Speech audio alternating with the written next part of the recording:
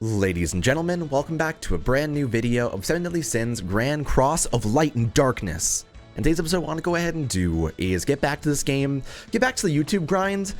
You may have noticed that last couple of weeks it's kind of been weird because I'm playing this game basically almost every day over on twitch.tv/LeaIsChill if you want to go check that out. But in terms of YouTube, I just haven't really been feeling the YouTube grind recently. I've just kind of been sick of it. But I think that with Grand Cross coming to global soon, I want to make sure that everyone understands what this game is, and I want to make sure that I can convey how much I love this game, because it's one of the best gacha games out there right now. Between the graphics and what they do, ignore Gal throwing a towel. With the game, its graphics and what they do, the cool animations, the really interesting balance and how they do a lot of experimentation with different mechanics and new stuff, and just generally how they kind of release banners. Every week you get a free SSR ticket, which can be any character in the game. And eventually, even without pulling on certain banners, you'll get almost every character inside the game as well. I'm missing a few here, but it's because I skipped some of the recent banners that came out. And eventually I'll get Meliscula, Gloxinia, Death Pierce, and Ellatte off of random tickets at some point. Same as the King, Diane, and Bon, which is cool. It's a great mechanic in terms of trying to be free-to-play friendly, but also it still incentivizes people to pull on the first banner, which is really, really cool. I like it a lot. I honestly do a really good job with that. So I wanted to try to convey that to people on YouTube as well, and kind of get back in the habit of doing these YouTube videos, because I do miss it. I think that's the thing that I've kind of been going through. So today, what I wanted to do, we're going to go ahead and look at Ellatte's kit here. We have a new step up here, of which is one of the better models they've had so far. First multi is 30 gems, second multi is 1 gem. Then beyond that, it's 30-30, and then guaranteed SSR, which is a first for the middle of the steps, which is cool. And then a sale after that, and then the final one's a guaranteed copy. Today we're going to do the first 2 multis, not because I'm trying to get after Ellatte, but right now I'm in a state where I'm trying to power up my characters, and any dupes possible would be really, really helpful. Even if I were to get dupes of characters I don't actually want, I need to get more coins to get more Gauther copies later on as well. So I want to get him 6 out of 6 as well. So it's worth it to go ahead and go in on this, and with the first 2 multis only being 31 gems in total, it feels weird not to pull. So today, let's go ahead and talk about Ellatte's kit a little bit. This new character is actually really interesting. I do wish I could pull up... Can I pull up your cards? No, I can't. Here, let me go over to the menu over here. So I want to talk about what she's actually about, because the main reason why I'm pulling in the first place, not only because it's a really good banner and really good for the model they're doing, her cards are also really, really good for the team I'm trying to build. So this card is Detonate, of which is 160%, 240%, and then 400%. Detonate is a skill of which for every charge of ultimate a character has, it gains an extra 15% damage. Pretty solid for being able to use her effectively, but this card is the one that's not as great. This is just the card you're going to use for basic DPS through random usage a lot of the time, or a PvP, for example. This card right here is going to be the #1 card I want to use in this game. Inflict 180% attack to a single enemy, reduce crit resistance and crit defense of the target by 30% for 1 turn. This one, 270% and 40%. This one is 450% and 50% for 2 turns. So at 3-star, this card does 450% damage, which is crazy, really good. And it makes their crit resistance and defense halved. So if you try and do a full crit build and fight against a raid, for example, this will speed it up by a large margin, I feel. So I feel like this is going to be the new hotness for trying to do harder content. The idea of using this card on the final boss Merlin, for example, alongside Demon Melee. Stack ignites, guarantee crits, crazy damage, use a full crit damage kit, and just do insane damage every turn. And also, her ultimate is a defense buff, of which cleanses all debuffs and grants immunity debuffs to all allies. So she's a good support, and she also does a good job of being a saboteur to the enemy team. So basically, I want to do 2 multis, because it seems kind of great. And right now, I'm in a state where the best case scenario I could get would be Green Elizabeth, SSR, because I use her as a link right now. I use her as a Demon Melee link for the moment. A copy of Ellatte would be great. Escanor would be great, or any copies of Sins I don't have just yet. We're going to go ahead and go in with 2 multis and see how the world moves on. Oh, recent banners have actually been pretty kind to me. I got Valenti within a couple of multis, which is quite nice. I did over on stream before. And I also got a copy of a character recently as well. That's flashing red eyes. No demon mark, but we do have the regular sword, so I don't think this is guaranteed. There's always a chance. We're getting slapped down though. Never a great sign. All right, Melly, I believe in you. You just gotta break on through. Yeah, settle that. And I guess we're gonna get an SR. Come on. Oh, wow. Oh, SSR. Oh, shit. That's actually great for a first multi. The rates in this game, 3%, isn't very kind a lot of the time, but I will definitely take that. I think that's near the middle of the multi, from what I remember. I don't remember exactly where it starts, but it goes like around in a circle.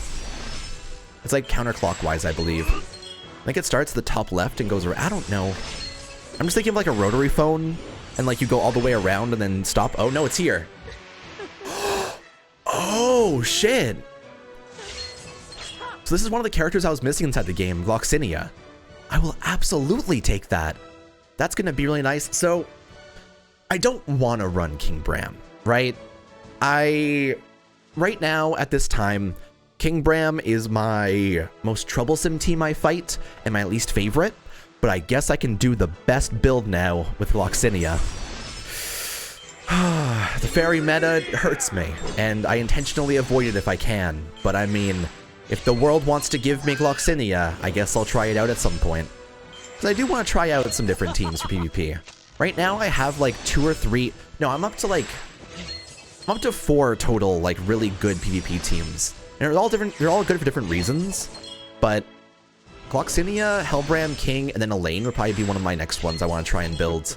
Just to try it out, and just to feel that like inner cancer, you know? You can really feel it in your heart when you're using it. Gloxinia, thank you so much for coming around though. Appreciate that. That's one of the characters I was missing inside the game, so that's excellent. Especially for our first multi on a step-up banner like that. This second multi is going to be discounted to 1 gem, but it's still going to be a full multi. Fingers crossed for it, because that's super nice. That's a net win. I would say in a scenario where we get at least 1 new SSR, that is completely just net positive. Now, I don't want to get greedy, but hey there. No red flash that time with the eyes. I did notice that. So I think that the red flash is an indicator of a higher chance at SSRs, but I don't know if it's exactly a guarantee. But the red eye flash is a big deal. I do know about that. It's one of the signs of a guaranteed SSR. Oh, that's blue here, though. Not looking too great. Yeah, no. If it ends up being yellow, I'll probably just end up skipping it and see if we're good to go. Yeah, it's yellow. Whoop! And that's about right. Alrighty. Not too terribly bad. I would end up doing another multi if the... So, in these step-up banners, you start giving out these furniture things. So, for example, after you do 3 multis on this banner, you get this piece of furniture right here, which is like a little keg stand. The issue with this is this one only gives you cooking success, so I'm not as stressed about it. If this gave any other really good benefit, like there was a step-up a while ago with a Blue Elizabeth. I gave a music box that made it 3 hours long for every demon. I wanted that. And if it comes back, I'll actually do some multis on that to try and get it, because that's really important to me. For now, though, Gloxinia has went ahead and come home. I will absolutely take that. I want to go see his ultimate, actually. I might go and cut to when I do his ultimate, just to try and check it out, because I don't think I've seen the full animation just yet. Like, I saw it in the preview video, but I don't remember anything aside from, like, it coming out of the portal for, like, a second. So I might just go do that. Why not? I also might just do 1 PvP for today as well. Just to show off kind of what I've been up to over there. It's very stressful, so I don't quite know. Here, I don't have enough pendants right now, so I guess we'll just go and prepare this. I'll see you guys in 1 second when we go and do Gloxinia's ultimate. Okay, so I went ahead and grabbed Gloxinia's passive here, and apparently we're fighting a droll to be able to grab it, so it's a pretty good way of actually showing off his ultimate here, so let's go ahead and pop into this. So here we have all of his cards. I actually haven't read up about what he does particularly. Like, I've only ever went ahead and just looked around and tried to see what he was up to. Here. Gloxinia. So his card, I only have a 1 star. Does 130% damage of this unit's attack to a single enemy and bleeds the target at 1 star. So, okay. Multipliers don't seem too great on this, but the bleed sounds helpful. The other one is Spirit Spear Bacchius Death Thorn, which is AoE. At 2-star, it does... Targets will not be able to use attacking skills for 1 turn. So if I go and put it to 3-star, it actually makes it for 2 turns. The enemy can't use any attacking skills. So Droll will still go ahead and pose, but this will stop him from hitting me at all. That's so interesting. It's actually a really strong ability. So that still went through, though.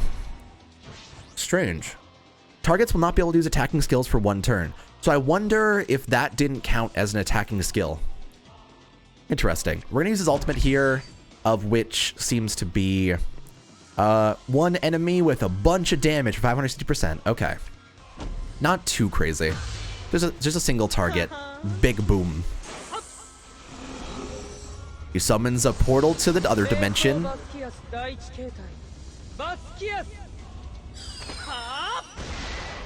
Yeah, alrighty. I forgot that he had like the Milim explosion. He had like the Sakuga Evangelion star.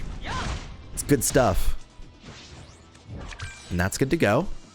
Almost drew into a 3-star version of the Thorn.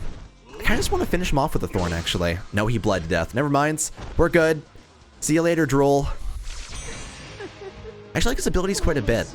He doesn't really seem to have a lot of field control, which is a big issue these days. A lot of characters that you're trying to go for, you're typically trying to look for characters that can control the field. So Coin Merlin gives shields and steals ultimates. Escanor is a pure DPS that will literally be able to kill someone within, I want to say, 4 cards or so if you end up getting some good crits. And Demon Meliodas, for example, gives corrosion, and he also does an AoE. That the blue one it is, or that is. So he doesn't seem like he's going to be particularly relevant in the future, but I'll try him out and try and see if he does good on PvP team. I'm sad I didn't get Ellatte. I will be honest with you. But when you're doing 2 multis, you can't really expect to actually get the banner character, especially with rates that are 0.5%. That would definitely hurt you. But I will be coming back soon to go ahead and do some more showcases. We have a video going up as of, should be tomorrow, with a new kind of series for this game as well, which I hope you guys end up enjoying as well, because I'm quite hyped about it. And it looks like it's going to be a very fun series to go ahead and put together. So 7 Deadly Sins is going to be on the channel more often. I'm going to try to be posting on YouTube more often as well. Just a matter of actually trying to get there and actually getting to the point where I can balance streams alongside YouTube and not let either one of them falter in a certain way. It's a hard balance. And right now I'm getting in the habit of doing Twitch stuff to be able to structure things better. And it's getting easier to go between the two. So hopefully you guys enjoyed this. I will be back next time for some more content on this game. Take it easy. I'll see you guys next time. Bye for now, everybody.